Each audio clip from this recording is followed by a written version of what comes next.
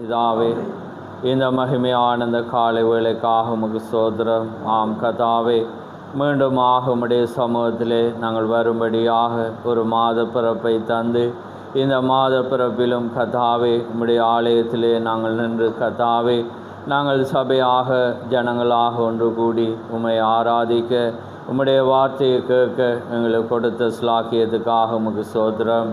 வருஷத்தை நன்மையால் முடிசூட்டுவேன் என்று சொன்ன தேவன் 7 மாதங்களையும் கண்மணி போல நீர் பாதுகாத்து 8வது மாதத்திலே நாங்கள் பிரவேசிக்க நீர் எங்களுக்கு கொடுத்த அந்த ஸ்லாக்கியத்துக்காக உமக்கு ஸ்தோத்திரம். ஆம் கர்த்தாவே, உம்முடைய வருகை தாமதிக்குமானால் இன்னும் அதிகமாய் உம்முடைய வார்த்தையிலும் உம்முடைய அன்பிலும் நாங்கள் பலப்பட்டு உம்முடைய ராஜ்யத்துக்கு நேராக ஆண்டவரை எப்பொழுது நாங்கள் காத்திருக்க, உம்முடைய வார்த்தையானது எப்பொழுதும் எங்களை கர்த்தாவை சீர்படுத்தி ஆண்டவரை ஸ்திரப்படுத்தி எங்களை நடத்தும் என்று நாங்கள் அறிந்திருக்கிறோம்.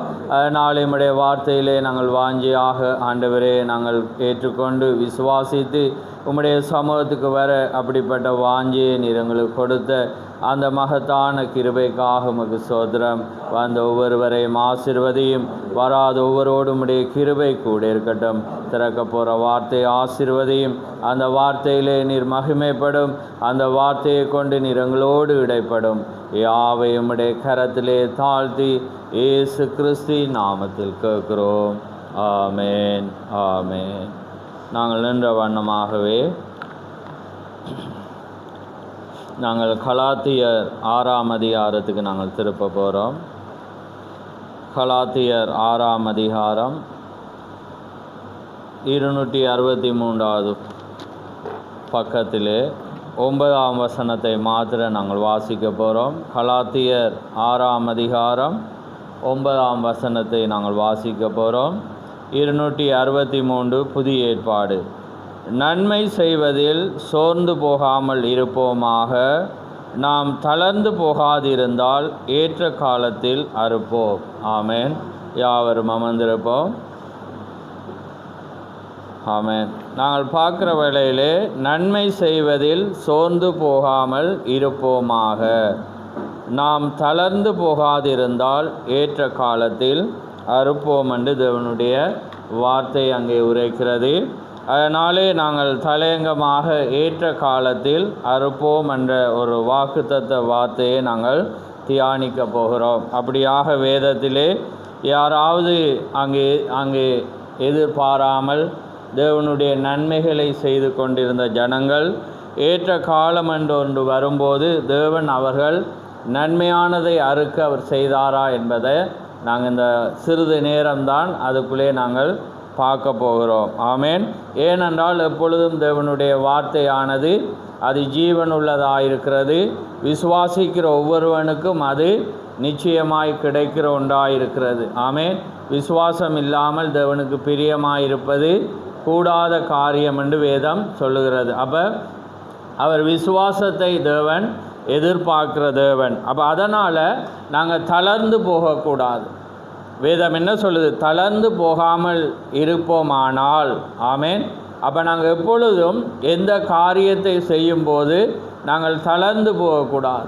நாங்கள் தேவனுடைய வார்த்தையை நாங்கள் விசுவாசித்து ஒரு காரியத்தை செய்யும்போது தொடர்ச்சியாக செய்கிற வேளையிலும் அதை என்ன செய்யும் என்றால் எங்களுக்கு சோர்வு வரும். அதனால் என்ன பிரச்சனை என ஏதாவது ஒரு கருத்தை நாங்கள் வைப்போம். ஆனால் நாங்கள் தளர்ந்து போகக்கூடாது. ஏன்னா வேதம் எப்பயுமே தளர்ந்து போகக்கூடாது. தேவன் அடுத்த வார்த்தை சொல்லக்குள்ள முடிவு பரியந்த நிலை நிற்பவனே ரட்சிக்கப்படுவான். என்ன ஓட்டம் ஓடினாலும் என்ன காரியங்களை நாங்கள் செய்தாலும் நாங்கள் முடிவு மட்டும் நாங்கள் நிலைத்திருந்தால் தான் நாங்கள் என்ன செய்யலாம்?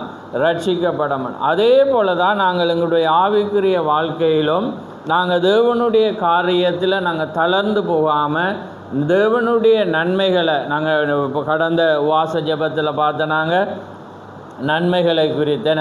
ஏன்னா நீங்கள் நன்மை செய்வ முதலாவது தேவன் என்ன சொன்னார்? நீங்கள் நன்மை செய்ததை நீங்கள் விட்டீங்க. அதனால் அவருடைய காரியம் நாங்கள் ஒன்றொன்றாக நாங்கள் பார்த்தோம். அதே போல தான் கிறிஸ்தவ வாழ்க்கையில் எங்களுக்கு வழிகாட்டி எங்களுக்கு பாதை யாவுமே தேவனாயிருக்கிறார். அப்போ நாங்கள் அவருடைய பிறப்பு அவருடைய ஜீவனாக நாங்கள் இருப்போமானால் அந்த வழியில் தான் நாங்கள் கடந்து செல்ல வேண்டும். அங்கே பவுல் என்ன சொல்கிறார், நான் கிறிஸ்துவை பின்பற்றுவது போல் நீங்கள் என்ன பின்பற்றுங்க.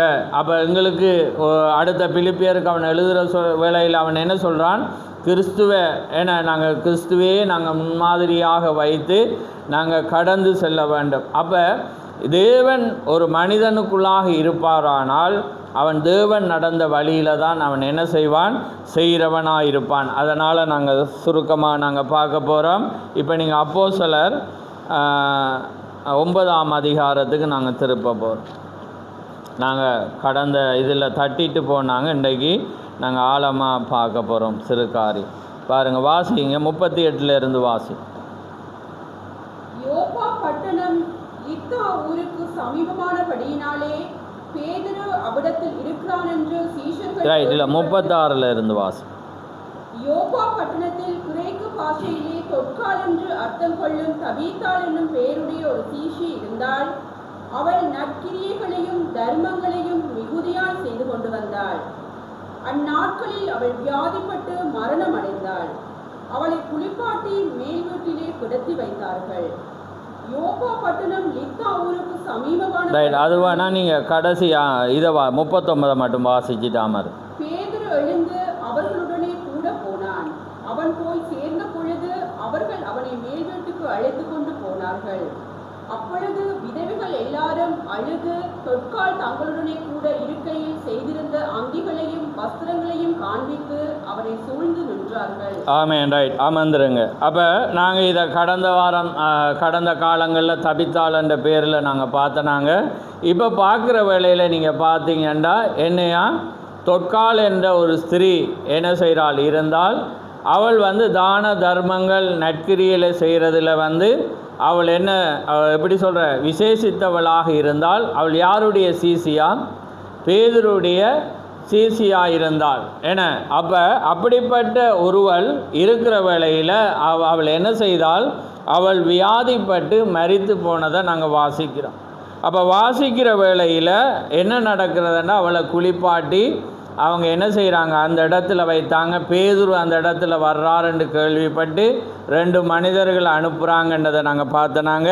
இப்போ அவள் மரித்துட்டாள் என்று நாங்கள் பார்க்குற வேளையில் அங்கே சூழ இருந்து ஒரு ஜனங்கள் என்ன செய்கிறாங்க, பரிசுத்தவான்கள் விதவைகள் எல்லாமே இருந்து அங்கே அழுகிறத நாங்கள் பார்க்குறோம்.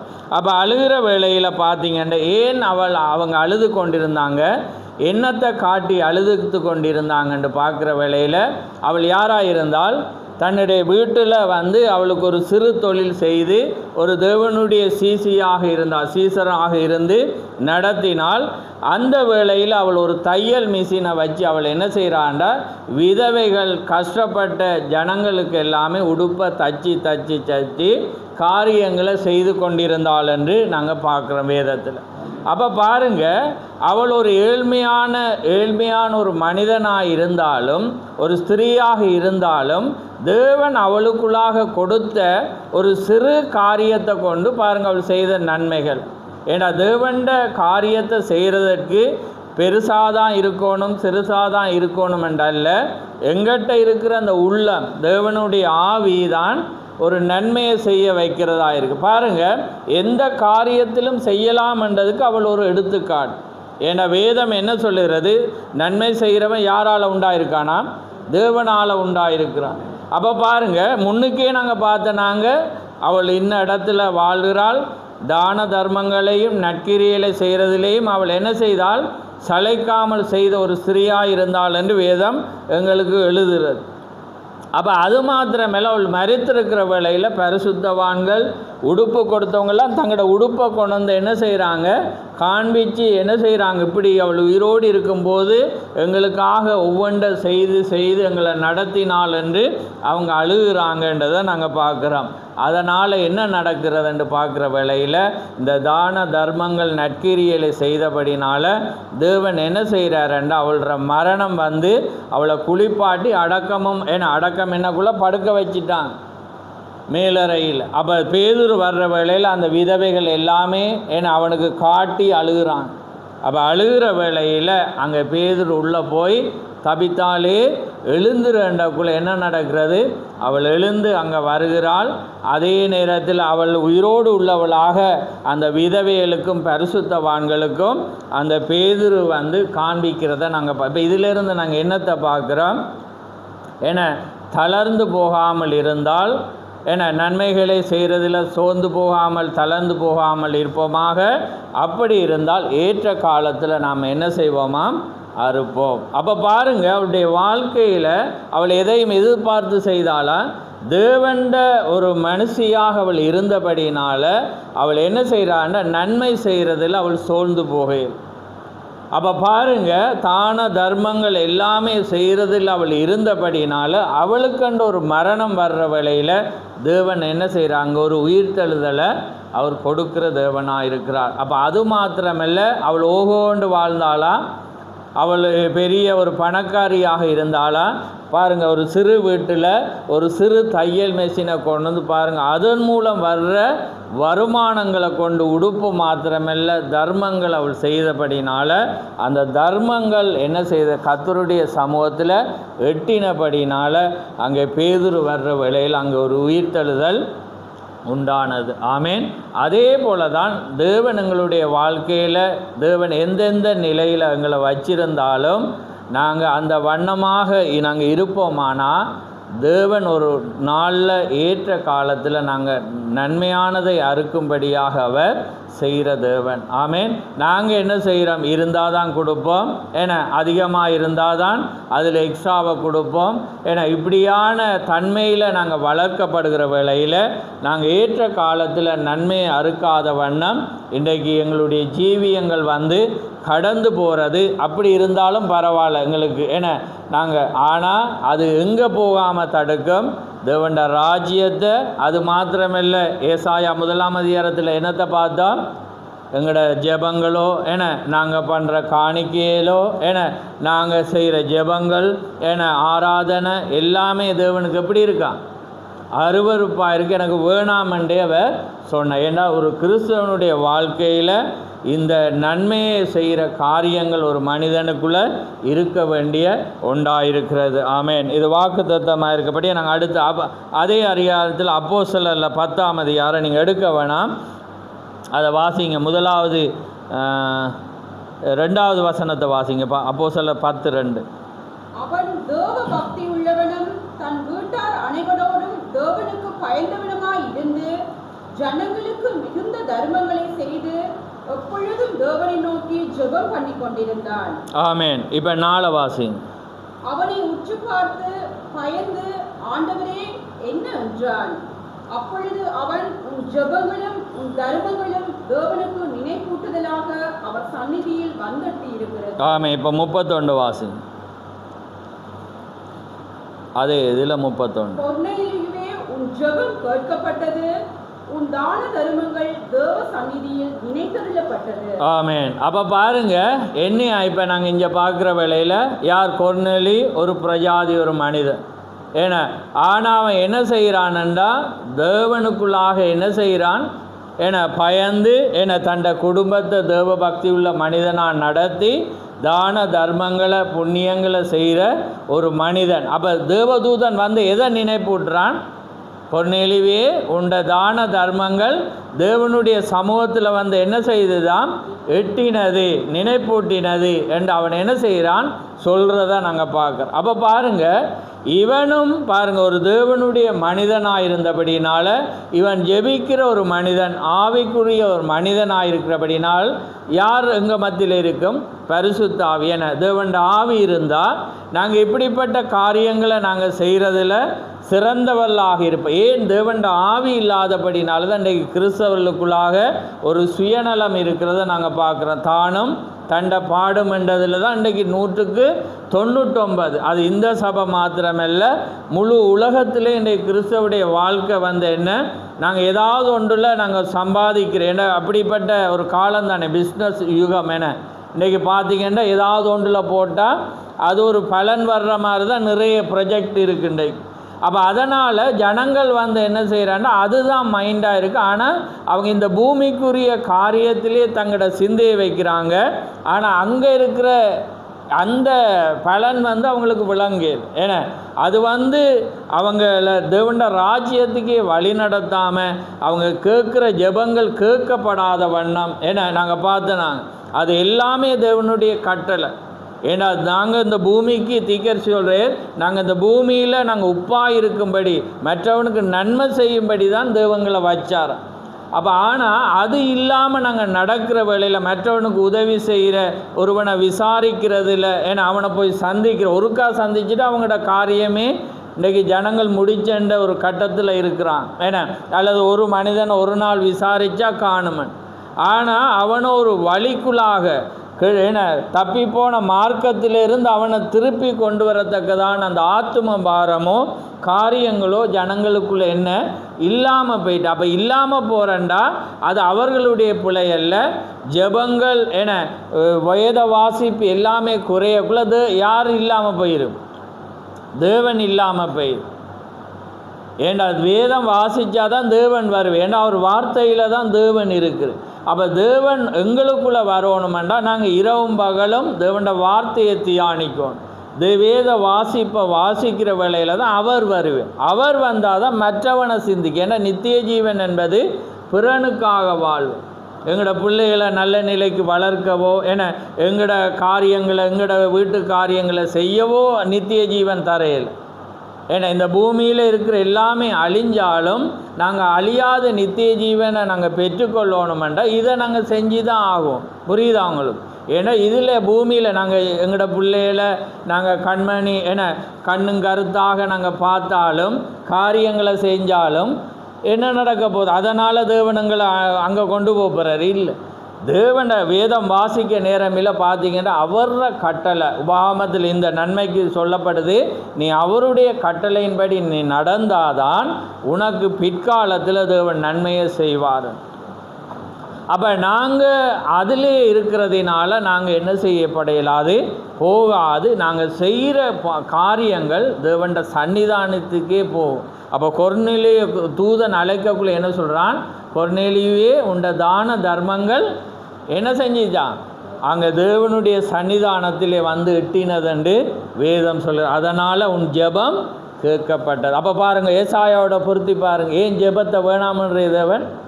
நீ நன்மை செய்கிறத நீங்கள் விட்டுட்டீங்க. ஏன்னா நீங்கள் பிறனை ஏன்னா அடுத்தது என்ன? நீங்கள் பிறரை வந்து நீங்கள் என்ன செய்கிறதுக்குல திக்கற்றவங்களை நீங்கள் விசாரிக்க. அப்போ அதனால் வந்து அவர் என்ன சொல்கிறார்? உண்ட காணிக்க ஜெபங்கள் ஏன்னா தூபங்காட்டுதல் எல்லாமே எனக்கு வேணாம். ஏன்னா ஆனால் நீங்கள் மனம் பொருந்தி செவி கொடுத்தால் தேசத்தின் நன்மையை புசிப்பீங்க. ஆமென். அப்போ பாருங்கள், இந்த வண்ணமாக நாங்கள் இந்த நாட்களில் நாங்கள் ஜீவிக்கணும். அதுதான் எங்களுக்கு இந்த நாட்களில் தேவன் கொடுக்குற மாத பிறப்பில் கொடுக்குற வாக்கு தத்தமாய் இருக்கிறது. அப்போ தான் எங்களோட ஜெபங்களுக்கு பதில் கிடைக்கும். ஒரு நேரம் எங்களுக்கு இக்கட்டோ எங்களுக்கு ஆபத்தோ எங்களுக்கு ஒரு தொல்லையோ வர்ற வேளையில் எங்களுக்கு தேவன் கர்த்தருடைய தூதனை அனுப்பி எங்களுக்கு பதில் கொடுக்குற தேவன். அப்போ அதால் கலாத்தியர் 1ஆம் அதிகாரத்தை என்ன நாங்கள் வாசித்த நாங்கள் ஏன்னா அதை திரும்ப வாசிப்போம். எங்களோட பொருளை நன்மை செய்கிறதில் சோர்ந்து போகாமல் இருப்போமாக நாம் தளர்ந்து போகாதிருந்தால் ஏற்ற காலத்தில் நாம் அறுப்போம். அப்போ நாங்கள் தளர்ந்து போகாமல் இருந்தால் நாங்கள் ஏற்ற காலத்தில் கொர்நேலி தளர்ந்து போனானா அவனுக்கு அது இயல்பாக இருந்துச்சு. ஏன்னா நாங்கள் எபேசியர் 2 பார்த்தோம். ஏன்னா நற்கிரியலை செய்யும்படியாக நாங்கள் உலகத் தோற்றத்துக்கு முன்பே சிருஷ்டிக்கப்பட்டு தேவனுடைய செய்கையாக இருக்குது. இது எங்களால் உண்டான நீதி அல்ல, இது தேவன் எங்களுக்குள்ளே வச்ச தன்மையாக இருக்குது. இப்போ என்ன கிரேப்ஸ் மரம் வந்து அது நாங்கள் தண்ணி ஊற்றுறதுனாலையா பழம் தரப்போகுது? ஏன்னா அது வளரும். ஏன்னா அது மழை பெஞ்சாலும் வளரும். நாங்கள் ஊற்றுறோம். அதோடைய இயல்பு கனி கொடுக்கிறது. அதே போல தான் தேவனுடைய காரியத்துக்குள்ளே வந்து தேவனங்களை ஒரு கிறிஸ்தவனாக வச்சிருப்பாரானால் உலக தோட்டத்துக்கு முன்பாகவே நாங்கள் அவருடைய சிந்தையில் இருந்தால் இது தானாக வரும். ஆமென். ஏனென்றால் தேவன் அதற்காகவே எங்களை அவர் வைத்திருக்கிறார். அப்படி நாங்கள் பார்க்குற வேளையில் தேவன் அதற்காகவே மனிதர்களை வச்சிருக்க. உலகத்திலேயும் அப்படிப்பட்ட காரியங்களை செய்கிற மனிதர்கள் இருக்கிறாங்க. அதுக்கு தான் அந்த அப்போஸ்தலர் 10 அவர் என்ன சொல்கிறார், அவங்களுக்கும் அதை வாசித்து நாங்கள் முடிப்போம். அப்போஸ்தலர் 10:35 வாசிங்க. எந்த ஜனத்திலாயினும் அவருக்கு பயந்திருந்து நீதியை செய்கிறவன் எவனோ அவனே அவருக்கு உகந்தவன் என்றும் நிச்சயமாய் அறிந்திருக்கிறேன். ஆமென். பாருங்க, எந்த ஜனத்திலாவது அவருக்கு பயந்திருந்து நீதியை செய்கிறவனோ அவன் அவருக்கு உகந்தவன் என்று நிச்சயமாய் அறிந்திருக்கிறேன். அப்போ பாருங்க, எந்த ஜனத்திலாவது, அது யூதன் என்றும் இல்லை, கிரேக்கன் என்றும் இல்லை, யாராக இருந்தாலும். அப்போ தீர்க்கதரிசி என்ன சொல்கிறார், அவங்க இவங்களாக இருந்தாலும், எந்த ஆராதனை உடையவளாக இருந்தாலும் அவங்க நீதியை உண்மையாக, நீதி என்றக்குள்ள தேவனுடைய வார்த்தையின் மாத்திரமல்ல, உலக காரியத்தில் கூட நீதியாக நடக்கிறவங்க, தான தர்மங்கள் புண்ணியங்கள் செய்கிறவங்க யாராக இருந்தாலும் அவங்களும் தேவனுடைய ராஜ்யத்துக்குள்ளாக பிரவேசிப்பாங்க. அதுக்காக தான் தேவன் வெள்ளை சிங்காசனத்தை வைத்து அவங்களை என்ன செய்கிறார், கொண்டு வருகிற தேவன். ஆமேன். அதனால் இந்த மாதத்தில் நாங்கள் என்ன செய்வோம், தளர்ந்து போகாமல் நாங்கள் நன்மை செய்கிறதுல சோர்ந்து போகக்கூடாது. ஆமேன். நாங்கள் என்னடா அவங்க என்ன போனாலும் வாராங்க இல்லை, பேசினாலும் வாராங்க இல்லை, அப்போ இவங்க மாதிரி தான் அவங்கன்ட்டு நாங்கள் ஒருவருக்கு செஞ்சுட்டு அவங்க அதை எங்களுக்கு என்ன ஒரு என்ன சொல்கிறது, அதுக்கு பலன் தராட்டி நாங்கள் மற்றவனுக்கும் போக மாட்டேன்னு. அப்படி தான் எங்களோட இயல்பு. இது வேஸ்டான காரியம் என்று சிந்திப்போம். ஆனால் நாங்கள் நன்மை செய்கிறது எதிர்பார்க்கக்கூடாது. ஆமே, நாங்கள் விசாரிக்கிறது எதிர்பார்க்கக்கூடாது. நாங்கள் அதில் தளர்ந்து போகாமல் சோர்ந்து போகாமல் இருந்தால் என்ன நடக்கும், ஏற்ற காலத்தில் நாம் என்ன செய்வோம், அதை அறுப்போம். ஆமேன். நன்மை நாங்கள் எதை விதைச்சோமோ அதை ரெட்டிப்பாக. பாருங்கள், அவன் செய்த அந்த காரியத்தை தான் தேவன் என்ன செய்கிறேன், நினைப்பூற்று. அப்போ தபித்தாளை பார்க்குற வேளையில் அவள் ஒரு சிறிய ஏழையான ஒரு ஸ்திரீயாக இருந்தாள். ஆனால் பாருங்கள், அவள் ஒரு சாதாரண ஒரு மெஷினை வச்சு அந்த விதவை எல்லாருக்கும் என்ன செய்தால் அதை கொண்டு தான் ஜனங்கள் அழுகிறாங்க. நீங்கள் அதை வாசித்து பார்த்துருப்பீங்க என்ன. அப்போ அதை அழுகிறத நாங்கள் பார்க்குறோம். பேதுருட்ட கூட அதை காண்பித்து அவங்க அழுதான். பாருங்கள், அந்த அழுக, அந்த விசுவாசம். அவள் மரித்தாலும் அப்படியே விட்டாங்களா?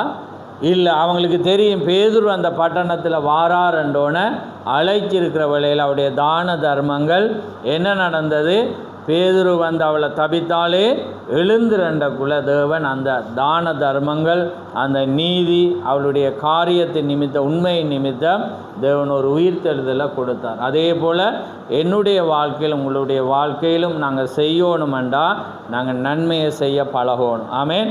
அப்போ நன்மையை செய்கிற வேளையில் தான் நாங்கள் பார்க்குறோம். அதான் தீமை செய்வதை விட்டு நன்மை செய்யணும் சங்கீதம் 34 சொல்லுது. அடுத்த சங்கீதம் 37:3 என்ன சொல்லுது, கர்த்தரை நம்பி நன்மை செய் என தேசத்தில் இருந்து சத்தியத்தை மேய்ந்து கொள்ளன்று. அதே 37:27 சொல்லுகிறது, கர்த்தரை நம்பி நன்மை செய்கிறவன் பூமியில் நிலைத்திருப்பானான். அப்போ பாருங்கள், இப்படியாக ஒவ்வொரு தேவனுடைய வார்த்தையிலும் அங்கே சொல்லப்படுகிறத நாங்கள் பார்க்குறோம். அதனால் இந்த மாதத்தில் நாங்கள் தேவனுக்குள்ளாக நாங்கள் நன்மை செய்கிறதில் சோர்ந்து போகாமல் நாங்கள் என்ன செய்யணும், நாங்கள் இருந்தால் ஏற்ற காலத்தில் தேவன் எங்களுக்கு அறுவடை செய்யத்தக்கதாக நன்மையான காரியத்தை அவர் நிச்சயம் செய்வார். அதனால் கர்த்தர் தாமே உங்களை ஆசீர்வதிப்பாராக. நாங்கள் யாவரும் எழுந்திருந்து கண்களை மூடுவோம். நன்றி ஆண்டவரே, நன்றி கர்த்தாவே, உமக்கு சோத்திரம் சோத்திரம். ஆண்டவரே சர்வல்லவரே, உமக்கு கோடான கோடி சோத்திரம். பரிசுத்தரே, உமக்கு சோத்திரம் சோத்திரம் சோத்திரம். மகா பேசமுள்ள பிதாவே, இந்த மகிமையான இந்த நேரத்துக்காக உமக்கு சோத்திரம். ஆம் கர்த்தாவே, இந்த மகிமையான இந்த காலை வேளையிலே ஒரு சிறு வார்த்தையோடு நீர் எங்களோடு பேசின கிருபைக்காக உமக்கு சோத்திரம். ஆம் கர்த்தாவே, இந்த நாட்களிலே எங்கள் மத்தியில் இருக்கிற குறைகளை உம்முடைய வார்த்தையை கொண்டு நீர் பேசின அந்த கிருபைக்காக உமக்கு ஸ்தோத்திரம். ஆம் கர்த்தாவே, நாங்கள் நன்மையான காரியங்களை மற்றவர்களுக்கு கர்த்தாவே நாங்கள் உதவி செய்கிற காரியங்களிலும் ஆண்டவரே உதவி என்று பார்க்கும்போது அது பல உதவிகளை சம்பந்தப்படுத்தி வேதம் நன்மையை குறித்து போதிக்கிறதை நாங்கள் பார்க்கிறோம். அந்த வண்ணமாக விசாரிப்போ அல்லது உதவியோ அல்லது கர்த்தாவே நற்கிரியில் செய்கிறதோ மற்றவர்களை தாங்குவதோ இப்படிப்பட்ட ஒவ்வொரு காரியங்களும் எங்கள் மத்தியிலே குறைந்து போகிறதை நாங்கள் பார்க்கிறோம். ஆனால் நீர் இந்த பூமியிலே நீர் இருக்கும்போது நீர் கர்த்தாவே ஒரு இடத்துல இல்லாத வண்ணம் பிறருக்கு நன்மை உண்டாகும்படி நீ சுற்றி திரிந்து கர்த்தாவே ஒவ்வொரு நன்மைக்காக ஒரு மனிதனுடைய வளர்ச்சிக்காக நீர் கடந்து சென்ற தேவனாயிருக்கிறீர். அதே போல எங்களுடைய வாழ்க்கையிலும் எங்களுக்காக நாங்கள் வாழாமல் மற்றவர்களுடைய நன்மைக்காகவும் ஆண்டவரே பிறனுடைய பக்தி விருத்திக்காகவும் நாங்கள் முன்னேறி நாங்கள் கடந்து செல்ல நீர் உம்முடைய ஆவியை எங்களுக்கு தந்து எங்களை வழிநடத்த போகிற தயவுக்காக உமக்கு ஸ்தோத்திரம். நிச்சயமாக நன்மை செய்கிற ஒவ்வொரு பிள்ளைகளும் ஒரு நாள் நன்மையானதை ஜீவனை அறுக்கத்தக்கதாக அங்கே தபித்தாலை போல கொர்நேலியோ போல இப்படியாக வேதத்திலே பல காரியங்கள் இருக்கிறது. அப்படியான நன்மைகளை பெற நிச்சயமாக நீ செய்ய போகிற அந்த கிருபைக்காக உமக்கு ஸ்தோத்திரம். வந்த செவிகளை ஆண்டவரே கேட்ட செவிகளை ஆசீர்வதியும். இனிமேல் கேட்க போகிற ஒவ்வொரு செவிகளை நீர் ஆசீர்வதியும். யாவையும் உம்முடைய கரத்திலே தாழ்த்தி இயேசு கிறிஸ்துவின் நாமத்தில் கேட்கிறோம். ஆமேன், ஆமேன். என் ஆத்துமாவே கர்த்தரை ஸ்தோத்திரி, என் முழு உள்ளமே அவருடைய பரிசுநாமத்தை ஸ்தோத்திரி. என் ஆத்துமாவே கர்த்தரை ஸ்தோத்திரி, அவர் செய்த சகல உபகாரங்களையும் மறவாதே. ஆமேன், ஆமேன். பிரைஸ்